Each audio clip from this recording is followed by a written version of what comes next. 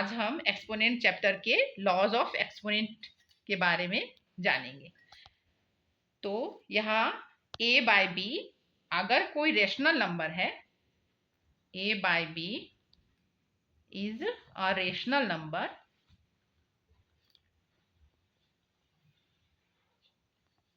जहां m और n, m and n positive integer है,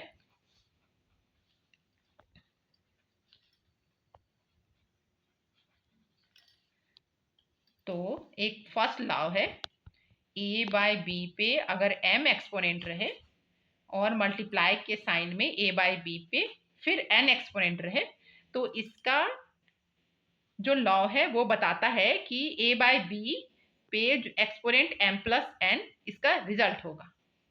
यहाँ a बाय बी और a by b same base है, सिर्फ एक्सपोनेंट अलग अलग है। एक पर m एक्सपोनेंट है और एक सेम बेस पर n एक्सपोनेंट है। तो जब बेस सेम रहे तो हम एक्सपोनेंट को ऐड कर देते हैं। ये लॉ ऑफ एक्सपोनेंट का फर्स्ट लॉ है।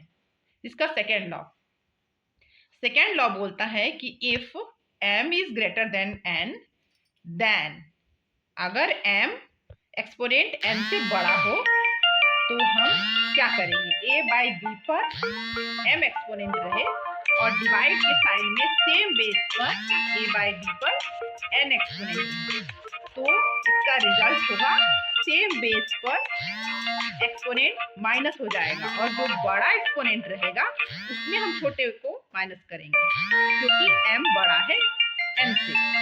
और इसी लॉ में एक दूसरा लॉ है कि जब m is less than n होगा तो क्या होगा, जब m लेस देन n से रहे देन a बाय बी पर m एक्सपोनेंट रहे और डिवाइड के साइन में a बाय बी पर n एक्सपोनेंट रहे, तो इसका रिजल्ट होगा सेम बेस पर एक्सपोनेंट माइनस हो जाएंगे।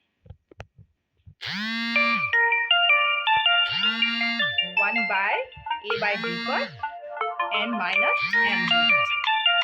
1 इसलिए होगा कि यहाँ डिवाइड था, डिवाइड को हमने मल्टीप्लाई किया है। मल्टीप्लाई में ये डिनोमिनेटर न्यूमरेटर हो जाता है और न्यूमरेटर डिनोमिनेटर के साइन में आ जाता है।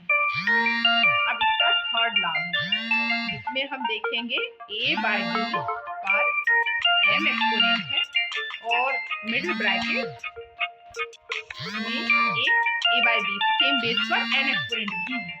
तो हम क्या करेंगे, सेम बेस पर एक्सपोनेंट जो अलग अलग हैं वो मल्टीप्लाई हो जाते हैं, m इंटू n हो जाते हैं, तो इसे हम m n लिखेंगे।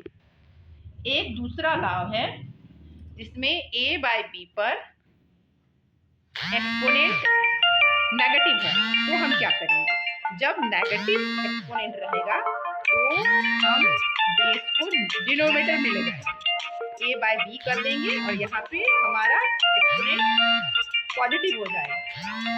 और जब पॉजिटिव हो गया तो इसे हम ऐसे लिख सकते हैं 1 बाय a पर n बाय b पर n, और यहाँ हम 1 बाय a पर n है तो ये b जो डिनोमिनेटर की जगह पे है तो ये उलट के ऊपर चला जाएगा और न्यूमरेटर के साथ मल्टीप्लाई हो जाएगा। तो ये हमारा रिजल्ट आया b पर n बाय a पर n। अब एक तीसरा ये नंबर लॉ है a बाय बी पर अगर 0 एक्सपोनेंट रहे तो उसका रिजल्ट 1 होता है। f नंबर लॉ है कि a बाय बी पर अगर -1 एक्सपोनेंट रहे तो इसका रिजल्ट उल्टा हो जाता है, b बाय a हो जाता है।